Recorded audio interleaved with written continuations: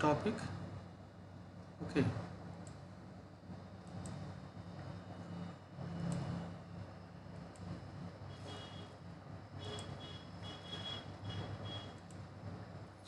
Now, in this series of lecture that I have basically devised, I would be discussing with you most important topic of the day.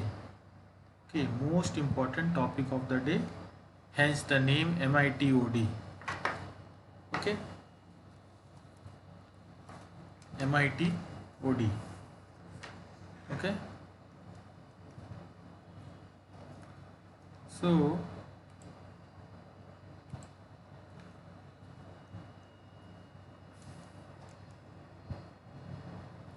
most important topic of the day, and today we would be doing Malabar exercises. Okay, the quad, the four countries whose navy actually does do warfare exercises, generally in the Indian Ocean, but sometimes also in the Pacific. So we will be discussing this Malabar exercises even as it continues. See, it basically started from 26th of August and it would continue till 29th. That means from Thursday to Sunday. Okay. So before we go into that, I would like to tell something about myself. Like, my name is Niraj. Okay, my name is Niraj Kumar, and I have been teaching in this domain of UPSC since like past 5 years. Before that, I was editor of Civil Services Chronicle, CSE as it was known then.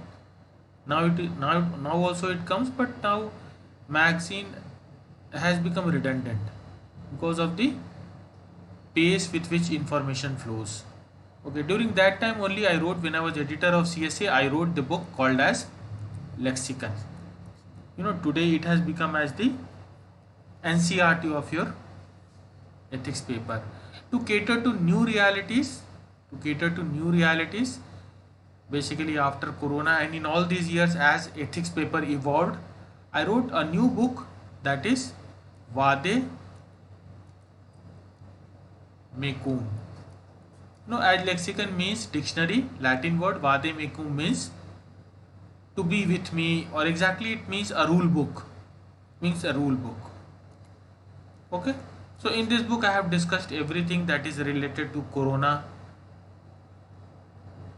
work from home, online education, distress, depression, anxiety, unemployment, migrant issue. So all these things has been discussed here in this book. Every day I take classes on Unacademy, and my classes starts from 1 p.m. and 4 p.m. You can follow me on Unacademy, and you can see other videos also that is there, free videos as well, okay, which you can see. And if you intend to take admission, you can use my referral code. Even if you want to give the combat scholarship exam, then also you can use my code, that is Niraj Lexicon, or you can also use Niraj, that this is Niraj Live. Okay. And till 28th of August, that is till tomorrow, Unacademy is giving you very profound discounts. Okay, so just to tell you some aspect, like just to tell one important, like just to give you one example of that. If your fees is 2.3 lakh, Unacademy is taking only 57.5k from you till 28th of August. Also other things they are also providing, like free test series, free mentorship, and if you take admission for 2 years, then the third year is free from Unacademy. Okay, so you can call them, you can take my code, and you can take admission if you intend to. Anyway, this lecture is on Articulate channel, so it is free. So now we come to the issue. Okay, so Malabar exercises, okay, the lynchpin of quad. No, first of all, we would like to discuss something about quad, okay, and we would like to discuss something about these exercises, this naval exercises. You do not have only naval exercises, you have military exercises. You have military exercises as India conducts with Russia, that is Indra. Those exercises are called as Indra. Military exercises. Then you have um, Air Force exercises. Okay, so these are all war games. We would come to this later on. So these two aspects, first of all, we should discuss if we intend to understand this. You know, if you take quad, no, exactly, quad means quadrilateral security dialogue. Why quadrilateral? Because four nations are involved. There is some bit of evolution as far as this quad goes. You know, as we understand quad today means India, Australia, US and Japan. No, but it was not the initial starting. In fact, in quad, Singapore has also participated. Singapore Navy has also participated once upon a time. Okay. So it is important that we come to the evolution, how basically this all evolved. Okay, and then we would take this question exercises. So if we see evolution, you know, evolution of quad, if we can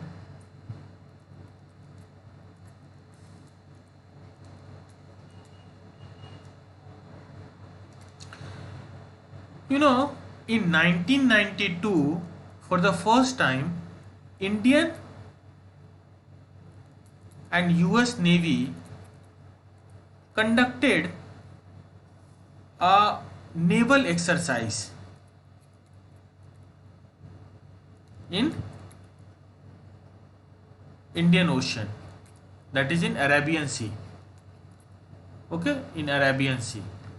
In 1992 they did this thing. Okay. Then you know, this basically, that means basically for the first time it happened as a bilateral exercise.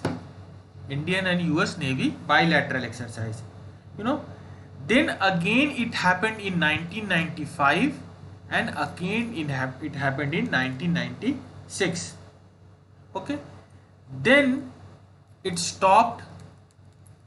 Then this exercise basically stopped till 2002.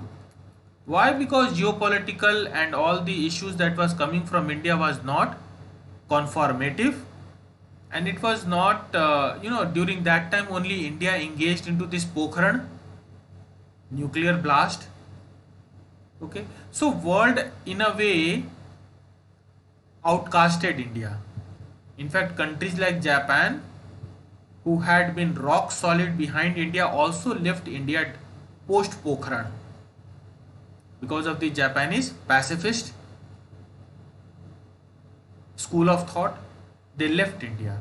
So this thing did not continue till 2002. Post 2002, that means after 2002, after 2002 again it continued every year. Okay, it continued every year after 2002. That means India and US were the regular participant in this particular thing. Then how do Japan and Australia came? This also has certain bit of history. Okay, you know, for the first time Japan and Australia participated in 2007. Okay, Japan and Australia participated with India and US in 2007. So first quad as we understand it as today happened in 2007. Then 2000 and exactly 2007 also saw another thing. There was two naval exercises which happened in a year. First there was naval exercise which happened in the West Pacific. It happened in the West Pacific of the Okinawa coast, in Japan, in the West Pacific. First, okay. Second exercise in 2007 happened in Visakhapatnam, in the Bay of Bengal. Okay. In this particular exercise, US, Japan, Australia, India and Singapore participated. So once upon a time Singapore also participated in this quad. Okay. It was in Visakhapatnam in 2007. Okay. So three things different happened. First of all, Japan and Australia participated in 2007 for the first time. Second was 2007 Malabar exercises basically happened in Western Pacific of the Okinawa coast, one part of it, and the second part happened in Visakhapatnam. In that we also saw Singapore apart from the quad members as we understand them as today. Okay, so these were the three happenings which happened in 2007 as far as Malabar exercises concerned. Actually, these two words, Malabar exercises and quad, have become very synonymous because of the geopolitical traction that this particular term generated in the times to come. Starting with 1992 naval exercises, today quad has become synonymous with Malabar exercises. But quad is beyond Malabar exercises. Quad is the umbrella term where lots of other cooperation is also included. We would come to that later on. Okay. So till 2007 we are clear. Then then in 2008 Australia actually decided that it is not going. Australia exactly dropped out. Okay. Australia did not participated in Malabar exercises from 2008 to 2019. Again Australia participated for the first time. Australia participated in 2007. Then again it participated in 2020. Okay. Japan also was not that regular. Japan, after participating in 2007, it participated again in 2009 and 2011. After 2011, that means 2012 and 2013, Japan did not participated. Then again from 2014, Japan continuously had been participating in this Malabar exercises. Okay. So after 2007, for the first time, US, Japan, Australia and India participated in 2007. Again those things returned back in 2020, where again Australia, Japan, US and India participated. And since 2020 this particular thing is going on. In fact, in 2020 they also came up with some other these four nations came up with more collaborative, more substantiative collaboration and they exactly wanted to uh, reach to the level beyond of this Malabar exercises once in a year, and they formed this quadrilateral security dialogue. This particular quad, that is 2021, that is going on in Guam coast. This year quad is the 25th edition, if we calculate from 1992 with certain bit of in between break. This is the 25th edition, and it is happening already, as I speak with you. It is happening in Guam Island in the Western Pacific. Okay, and all these four nations are participating in that. If I come to some geopolitical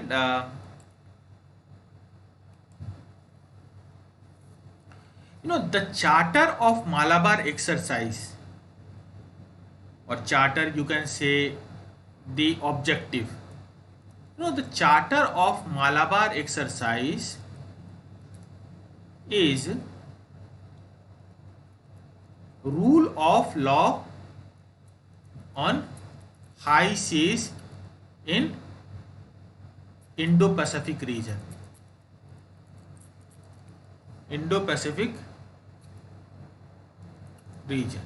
Rule of law on high seas. What does this mean?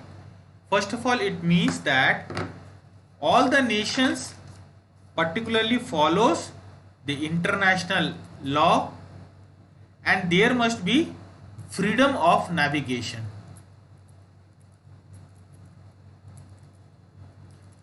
So this is the charter of Malabar exercises. Okay, this is the charter of Malabar exercises. And then Malabar exercises, now we can take issue related to the exercise term per se. Why this? Before that, we would also like to discuss some more aspects related to quad. Okay, this quadrilateral security dialogue, because S is not there now, I always forget.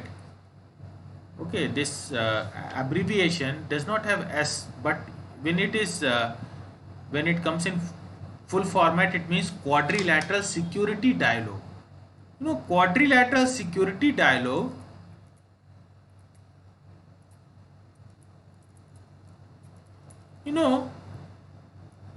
it is basically and resultant effect of these Malabar exercises.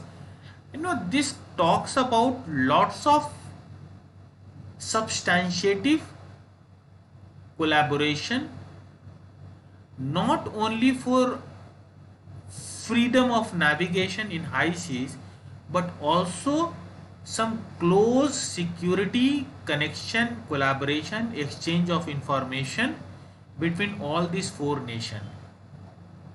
Okay, one more thing, the single glue, which basically joins all these quad members.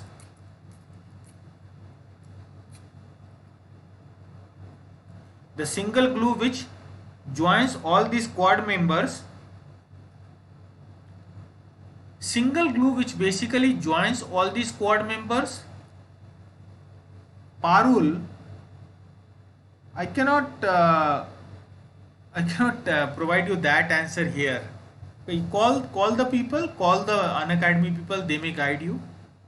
Single glue which basically joins all these quad members, and you guessed it right, this is China. Australia also have issues with China. Japan has historical issues with China.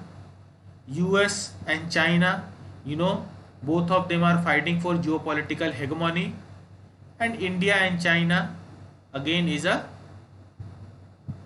old horse game, like everybody knows. So the single glue which basically joins all these quad members is a single enemy or a single geopolitical threat, because these type of words we do not use in our international relation domain, enemy and friend. Geopolitical threat is China. Okay. So these quad have become so close with one another, and they have exactly signed lots of substantiative security understanding between them. Security deal, exchange of information, navigation on high seas, rule of law.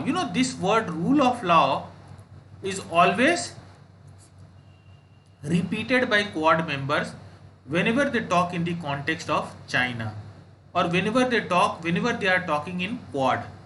Why? Because rule of law says that high seas, there is a United Nations Convention of Laws on United Nation Convention of Laws on High Seas, UNCLOS, 1982.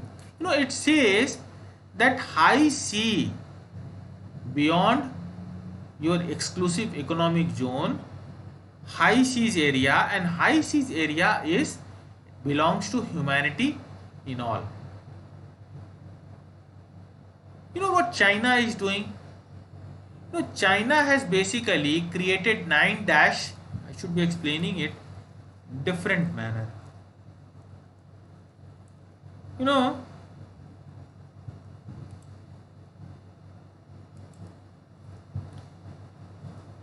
China has basically drawn 9 dash lines in the South China Sea. Okay. And it says, and this it did unilaterally, and this says that all the area within this 9 dash line is mine. So China has territorial dispute related to exclusive economic zone, related to territorial water with Malaysia, with Brunei, with Philippines, with Cambodia, with Laos,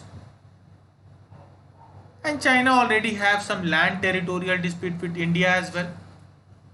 China is also exactly having some dispute with Japan, which relates back to World War II. Okay. All these type of things, not only this, China is also unilaterally has started to dredge up the shallow area of South China Sea, and it has created artificial island with proper military barricade and with proper airstrip built on those artificial island. It has exactly deployed mammoth dredging machine, and it has taken the dredged sand from the bottom of the ocean, and it has created these type of islands. Creating island in between in the mid of the ocean does not only mean that you are basically having that area, but then you start to say that this island already existed in the form of reef island, and we have just tried to concretize it. Island does not mean that you have this island area only. It also means that you have 200 nautical miles beyond this area becomes your exclusive economic zone. That means slowly and steadily you are trying to create a new form of territorial dispute on high seas. Now all these things have made China bete noire.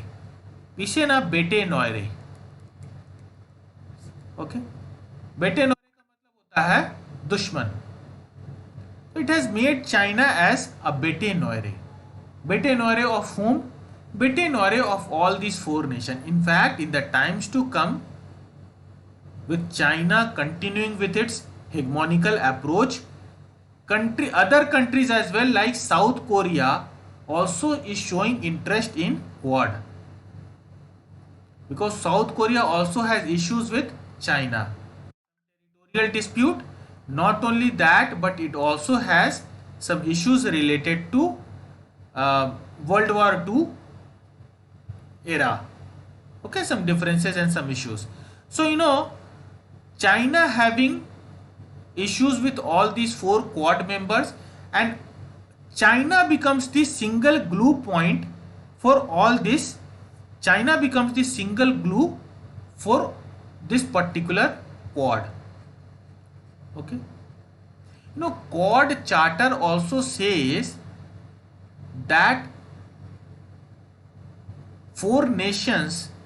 In fact, one more thing I would like to tell you. American media have started to call Quad as the NATO of the Asia. NATO of the Asia. To this particular word and terminology, India is very much against. Okay.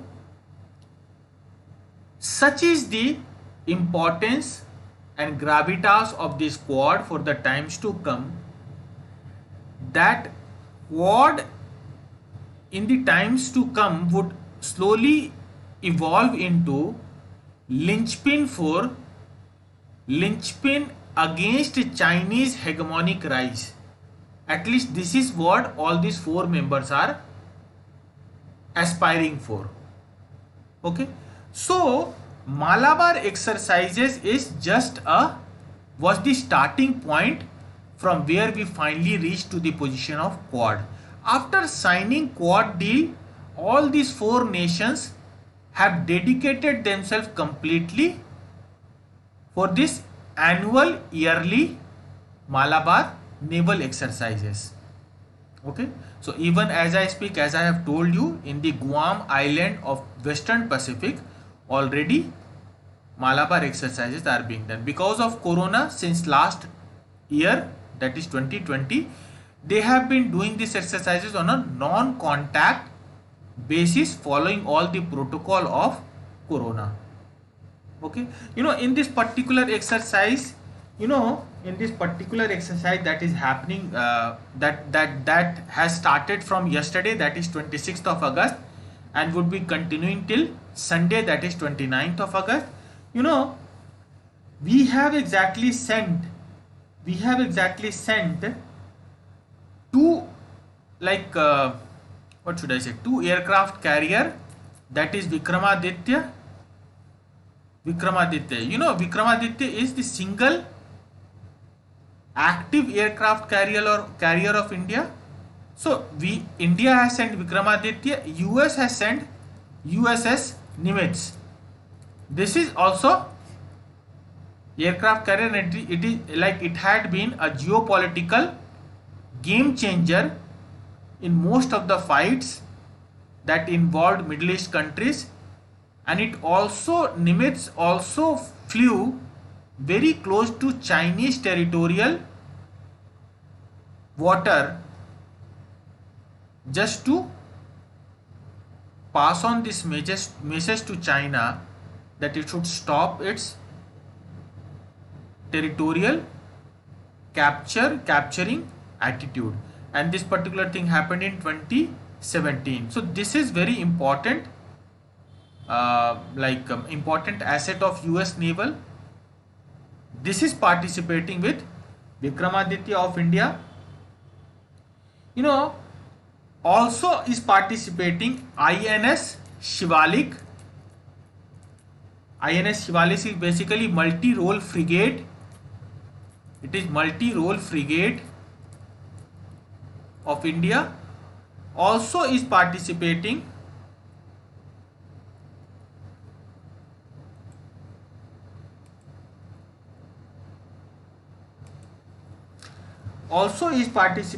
INS Kadamat, is participating INS Kadamat. What is this exactly? This is anti-submarine warfare corvette. Anti-submarine warfare corvette. And also India has sent P8I that is the long range maritime patrol aircraft. So these are all the assets that Indian Navy has sent. Similarly, Australia has sent Varamunga, HMS Varamunga. Australia has sent HMS Varamunga, and Japan has sent JS Kaga and some other naval assets as well. Now this is the whole thing related to this Malabar exercises and Quad. And the now we come to the geopolitical aspect of these exercises. Exactly why does these exercises happen and what is the utility? These type of exercises are like, you can say them as, this is not the technical way to describe, but in a layman language you can say them as dummy war games. Okay, since this is naval exercise, this involves ships on the high seas, where different countries basically tries to show their capability, their dexterity, and they try to collaborate with the naval asset of other countries as well, with whom it tends to collaborate in the times of real war. Now naval, this type of exercises shows a lot, tells a lot about the mutual trust of the engaging nations in doing these exercises. Now basically they exchange so much of information. The personnel, they engage in a joint combat position. Okay, they basically share their technological skills. Okay, so all these type of events basically builds a mutual trust between those engaging nation which all engages in these type of exercises. Okay, so this is also a type of geopolitical signaling. You can call it as geopolitical signaling. What is geopolitical signaling? Whenever these Malabar exercises happens, there is one country which completely gets irked off, completely gets agitated, angered, and that country, you guessed it right, naturally that country is China, the single enemy or the single geopolitical threat or geopolitical challenge. Because geopolitical threat, America would not be very comfortable with this word. It does not understand or regard China as geopolitical threat. So geopolitical challenge. Now geopolitical signaling again means that these type of exercises means that whenever these type of exercises happen, the country against whom these type of exercises is meant to signal something, that country becomes agitated. All the exercises of this type is basically a type of signaling, a geopolitical signaling. Okay, whenever Russia and China engages in exercise, that is signaling to America. Okay, whenever China and Pakistan does any sort of exercise, that is a signaling to India. So this is a geopolitical signaling where these four nations tries to present this proposition to China that if you create more mess, then we four are together to create a deterrent or to create a challenge in front of you. Okay, so this geopolitical signaling has become a very, very potent way of communication as far as in the arena of defense and geopolitics is concerned. Okay, so this is the reality of these type of exercises. Okay, nowadays, since after the Cold War ended, we are in the this particular time frame from 1939 39 to 45 was the World War time. So 1946, this had been the largest time frame where humanity did not engage in any sort of war of that stature. So like 1945 से लेकर के and you are calculating till 2021. Small fights happened. Okay, small fights happened Serbia. Okay, small fight happened in like South Ossetia. Okay, Nagorno-Karabakh, North Korea, South Korea. You know, small fights happened, but nothing of the stature of World War. You know what has happened? It is always said by the sociologist, psychologist, that war is a necessary entity or necessary way for a humanity to grow, though this is very cynical type of statement. So whenever war does not happen for such a long time, lots of pressure points get created in the geopolitical fractured zone of the world. So now also lot of pressure points have been created. No, pressure points like Kashmir, pressure points like all the issues happening with India and China, China and US, Australia and China, Philippines and China, Malaysia and China, South Korea and China, Japan and China. So these pressure points then actually, if not managed well, can take to the point of irreproachable warfare.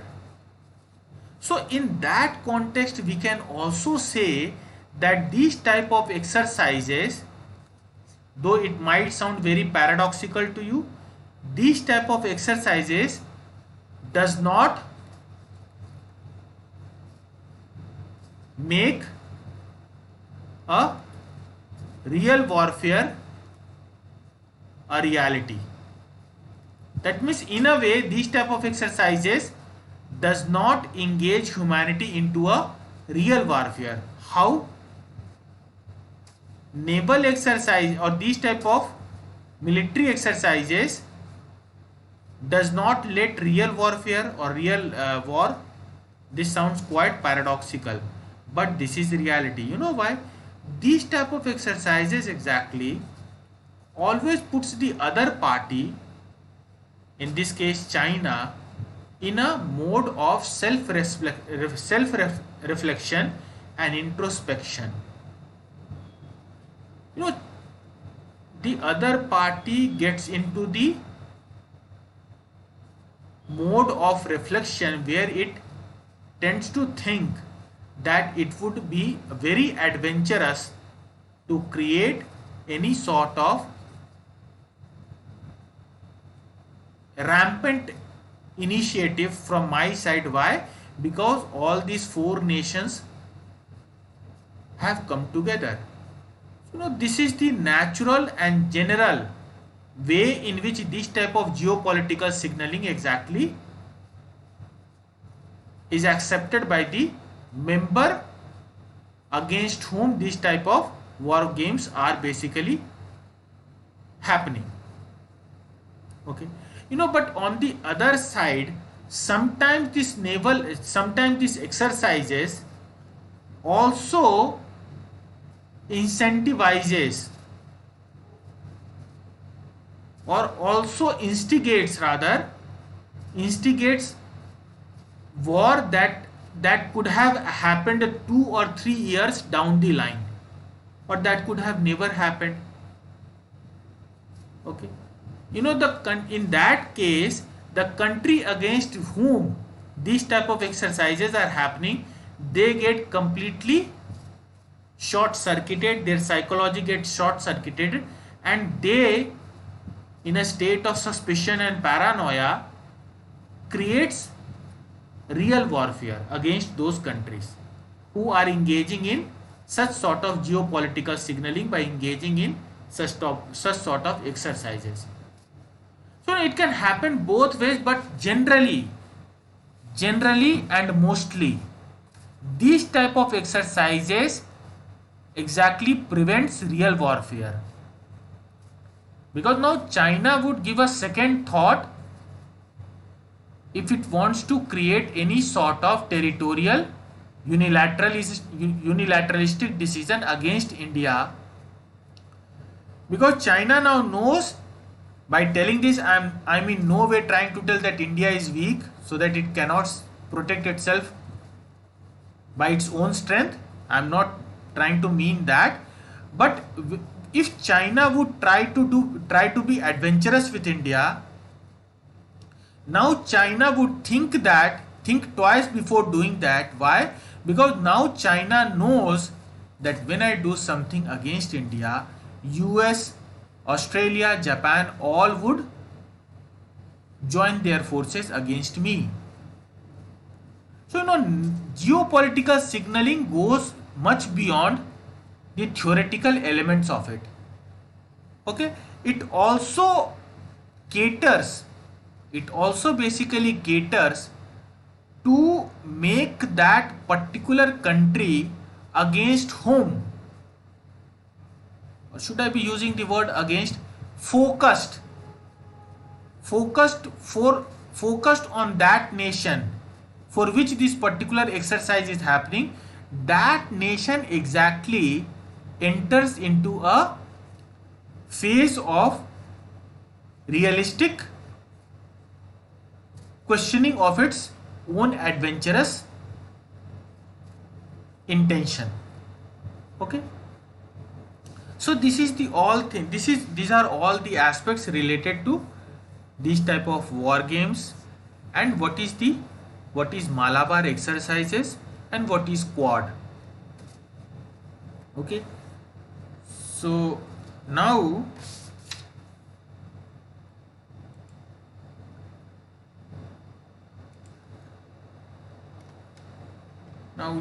I would like also to tell you something, that this particular session, that most important topic of the day would culminate or would end tomorrow. Tomorrow is its last session. Okay, no, all the videos are there on the Unacademy articulate. You can go and see. I have discussed topics ranging from national artificial facial recognition technology, oil bonds. I have discussed issues like national monetization pipeline, three judges case, and the evolution of collegium system. And here today I am discussing Malabar exercises. I do not know, or I do not decide that what topic I would be taking for that particular day till 5 p.m. After 5 p.m. with the how the whole news basically comes up, and what is the most important news, or what is the word that is creating the most traction for that particular time frame, I take that news. Okay, so tomorrow again I would decide that what topic I would be taking at 5 p.m. and tomorrow is the last session of this class, of this particular series of lecture. So I hope that you all people have benefited out of this. I would have loved more of you to join me in live session. That would have been very satisfying for me. But okay, in the coming season as well, I would be initiating with these type of exercises as far as YouTube is concerned. Okay, so I am slightly I should be telling that I am really sorry that on some of the days I could not start the session on time, as today, because of technical glitches. It happens. Okay, so maybe tomorrow it does not happen. So with this I end the class, or should I say I end this session. Tomorrow again hopefully we would meet, hopefully, or hoping that there would not be any technical glitches, and I would be going live at 8:30 p.m. with the topic of the day. So let's crack it, and Bye for now. Thank you so much for being with me, and thank you to all those people who would be seeing this video later. Okay, please comment, um, or you can also write to me that what other topic you want to learn from me. This is my mail ID, Niraj. This is dot dhan at gmail. Okay, you can write to me what other topic you want to learn, or you want to discuss with me. So with this I end. Thank you so much.